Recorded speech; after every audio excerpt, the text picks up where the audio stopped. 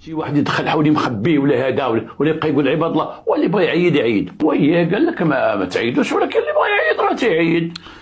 صافي سي الخراج، حنا فاس جلالة الملك قال العيد ما كاينش حنا نسيناه، تما كتفكرنا فيه بقميجه بيضاء وصباعك كيطرطقوا. انا طالع بيا سيدي ربي، والعيد اللي فات دوزتو في الحبس وما قلتش لي ما غنشري حولي وما غنشريه ما والو، غناكل الكبده ديال الدجاج. المهم هو لا ليبرتي وشي من الورقه مع 4 العشيه. صافي سي الخراج، العام اللي فات دوز سي فيل وباغيك تفكرنا حتى حنا. قال جلاله الملك صافي سالينا سداش مدام، حتى اش نبقاو نعاودو في الهضره. يعيد راه تيعيد، وراه خص اللي بغى يعيد يعيد، نلقاو عنده حاول يدير غرامه، واحد الغرامه ديال 5000 درهم. شنو الدافع مالهم شارينو ليه؟ ديالك؟ الجوع. تاش من جوع؟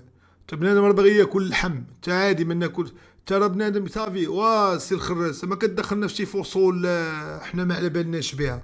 الناس جلالة الملك قال العيد ما كاينش، مالك غادي تبقى صاحبي تقول لينا صافي الجوع ولا تبقى ترجعنا؟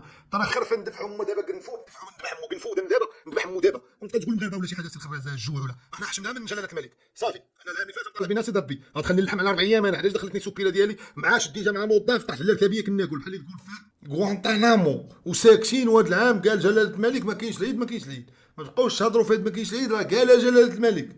المغرب ما كتسناش شي واحد ولا الدوله ولا الشعب كيتسنى شي واحد ينوض يدوي عليه ولا يقول لي ما تعيطش ولا، راه قالها الكبير، فاش كيدوي الكبير كلشي كيسكت.